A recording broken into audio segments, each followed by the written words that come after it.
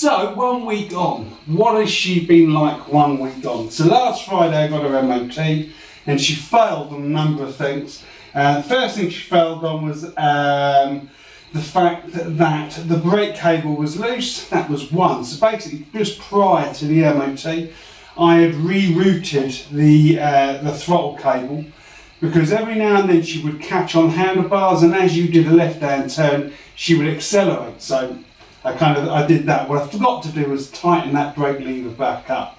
So that was the first failure. The second failure was the fact that I hadn't put a split pin in the rear castle nut. So the rear axle nut didn't have a split pin through it. So they were the two fails.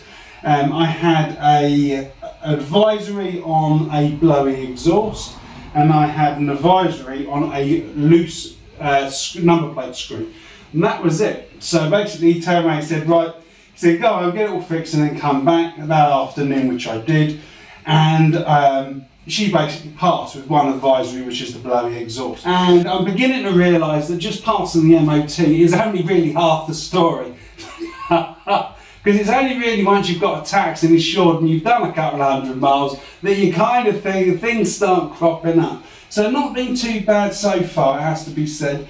And she's absolutely fantastic to ride. She, she is so nimble in comparison to the Pan. She is light, she is nimble, and you can really throw her around. It's brilliant. It's a really good riding experience. So Monday, Tuesday and Wednesday I rode her in and back. Thursday I rode her in, but I came back at lunchtime to pick up my new welder, which is a kind of different story, which we'll get on to. And the oil light came on. I had a funny feeling she was just basically tilted back and on a little bit side, just enough to uncover the sensor or make the sensor fire.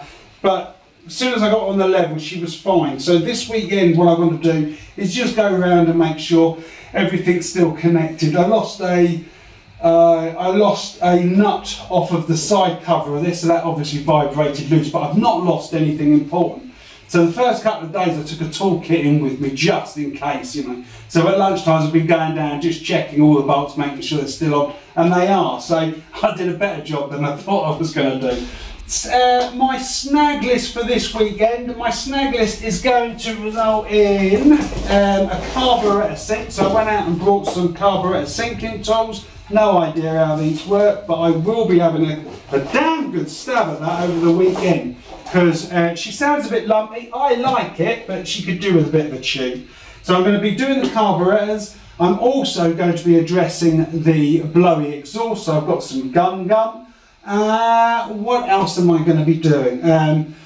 All the oils and all the liquids seem to have found their natural level where they don't leak anymore, which is a fantastic sign. I had a small leak in the master cylinder.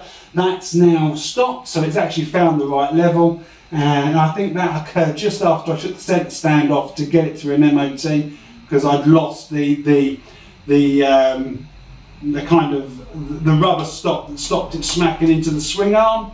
That's gone, so I'm going to be welding something to make a new one out of a spanner. So that'll be a nice little project. I did order a new fuel filter, but then I got messed around for 2 weeks, or from the 15th of May, with some guy saying that he delivered it and didn't. Finally got me money back, but as it is, I had to put her all back together again, use the old fuel filter just to get her through an MOT. But that now needs to come back off. I need to secure those hoses properly, because you walk in here and you can smell fuel. So there is a little leak down there that needs to be addressed.